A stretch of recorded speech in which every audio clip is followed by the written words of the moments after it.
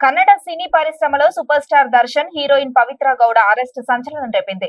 తన ప్రియురాలు పవిత్ర గౌడపై సోషల్ మీడియాలో అనుచిత వ్యాఖ్యలు చేసిన రేణుకా స్వామి అనే యువకుడిని చావగొట్టినట్టు ఆరోపణలు వస్తున్న కేసులో ఈ ఇద్దరిని అరెస్టు చేశారు. వారిని విచారణ నిమిత్తం 6 రోజుల పోలీస్ కస్టడీకి తరలించారు. అయితే సినీ పరిశ్రమలో ఇలా హత్యాన్యాయం నేరాల్లో ఇరుక్కున్న హీరోలు, నటుల వివరాల్లోకి వెళ్తే తమిళ చిత్ర పరిశ్రమలో అప్పటి సూపర్ స్టార్ ఎంజి రామచంద్రపై విలన్ పాత్రలు పోషించే ఎంఆర్ రాధా కాల్పుల ఘటన సంచలనం రేపింది.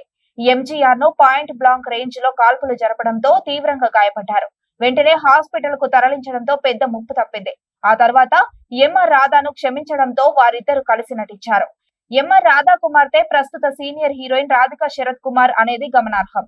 ఇక హీరో సీనియర్ నటుడు సుమన్ కూడా తమిళనాడులో గూండా యాక్ట్ కిడ్నాప్ కేసులో జైలు శిక్ష అనుభవించారు. హీరోగా అద్భుతంగా రాణిస్తున్న సమయంలోనే ఆయన అరెస్ట్ అయ్యారు. చాలా కాలం జైల్లోనే ఉన్నారు. జైలు నుంచి రిలీజ్ అయిన తర్వాత మళ్లీ కెరీర్ ను పట్టాలెక్కించి ఇప్పటికీ నటుడిగా కొనసాగుతున్నారు. క్రికెటర్, రియాలిటీ షోలో రాణించిన నవజోత్ సింగ్ కూడా హత్య కేసులో ఇరుక్కుపోయారు. ఓ అభిమాని తనలో దురుసుగా ప్రవర్తించడంతో చేసుకున్నారు. ఆ సంఘటనలో గుర్నాం సింగ్ అనే వ్యక్తి అనూహ్యంగా మరణించారు. ఈ ఘటన 1988లో చోటు చేసుకుంది. అయితే కోర్టు 3 ఏళ్ల జైలు శిక్ష విధించింది. శిక్షాకాలం తగ్గించమని వేడుకోవడంతో శిక్ష లేకుండా జరిమానా విధించింది. మలయాళంలో స్టార్ హీరోగా ఉన్న దిలీప్ కూడా హీరోయిన్ పై లైంగిక దాడి కేసులో నిందితుడిగా ఆరోపణలు ఎదుర్కొన్నాడు. ఈ కేసులో ఆయన పాత్ర నిరూపణ కావడంతో జైలు శిక్ష కూడా అనుభవించాడు. ఆ తర్వాత సినిమా రంగంలో నిలదొక్కుకోలేకపోయారు. ఇంకా తన పూర్వ వైభవాన్ని దక్కించుకునేందుకు ప్రయత్నిస్తున్నారు.